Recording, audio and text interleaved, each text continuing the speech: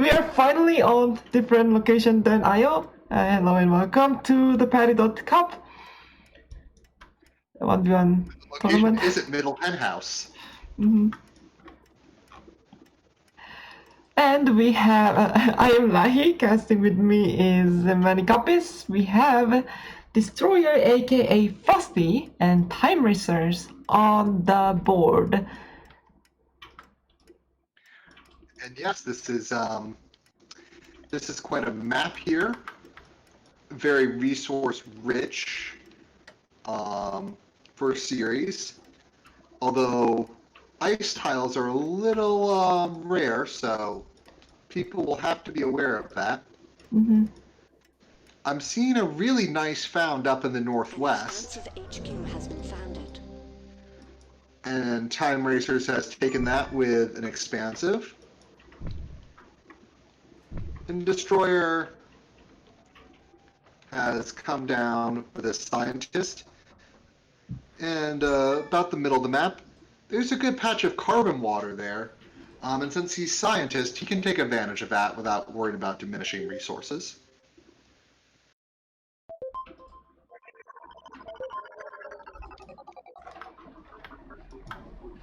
All right.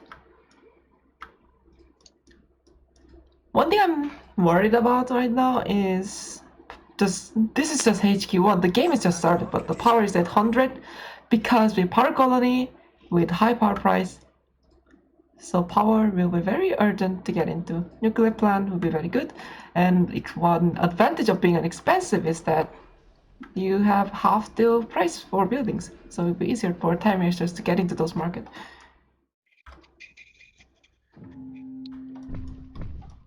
Very true. However, the other thing I'm really concerned about on this map is there are 2 tiles of silicon. Now, there are core samples which can maybe let you fix that, but silicon is a tight commodity here. Actually, it's 3 tiles because one is next to cave, but we get the point. The black market is open for business.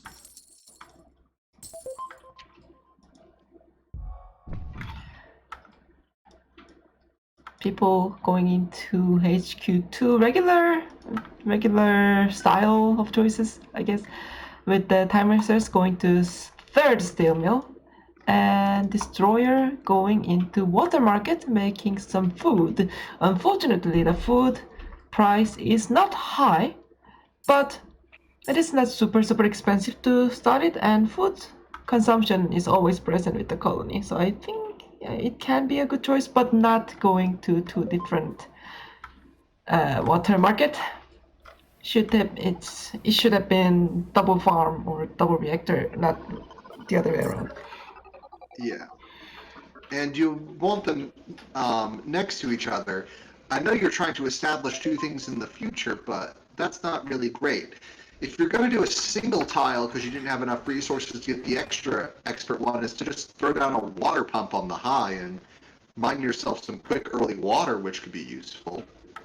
A new claim is I mean, he definitely should do that, because you don't want that section broken up. Extra claim auction is going. People are bidding. While people are bidding, I would like to cover what Timeracers has been doing. Timeracers built 2 nuclear plants, as we have said, and it was not too expensive for him to set it up. And this is making some good 2.4 power per second. Well, the thing is that's slowly but steady.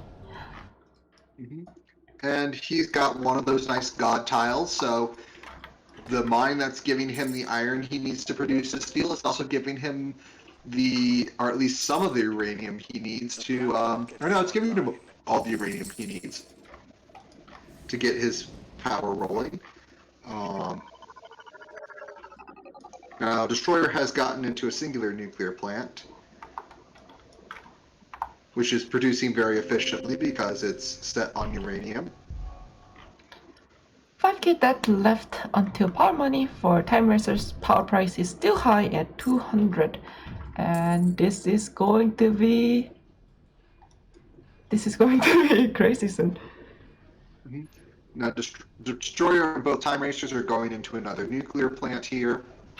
so the power price is going to start being knocked down. Mm-hmm. And Destroyer isn't in deep debt, but he is an HQ level behind.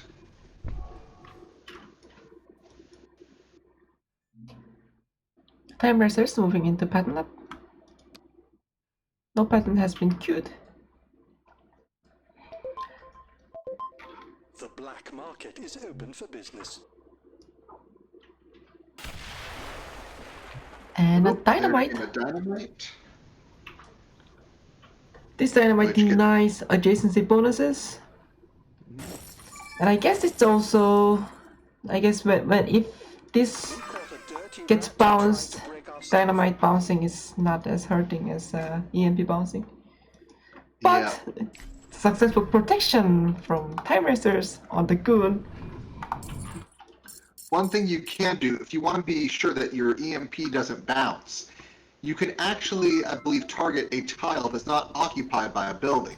Now, you lose some effectiveness for doing that, but you guarantee that the central location of the EMP goes off and cascades out.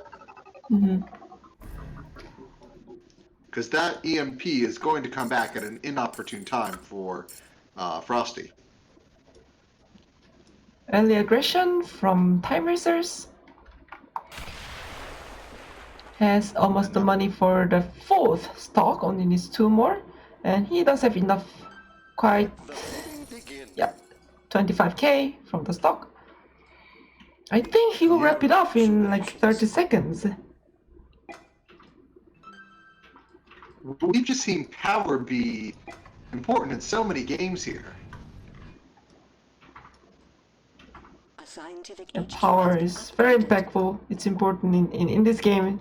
Controlling power is one of the first things to learn, because how swingy power can be. Especially in 1v1, because it's not like there's other people to watch out for. Timeracers quickly wrapping up the game with the very quick, very quick and precise power maneuver, getting Destroyer and taking the game 4. Yep. And when that EMP bounced, that means that Destroyer / Frosty couldn't cut off Timeracers from that money. So at that point, it was game over. Well played by Yep. Timeracers and Destroyer. Yep. What was this? How long did this game last? Soul 8, I'm not sure, it's like Soul 3 equivalent, or Soul 2 something on Mars, I think. But the point is, it was very quick, very well done.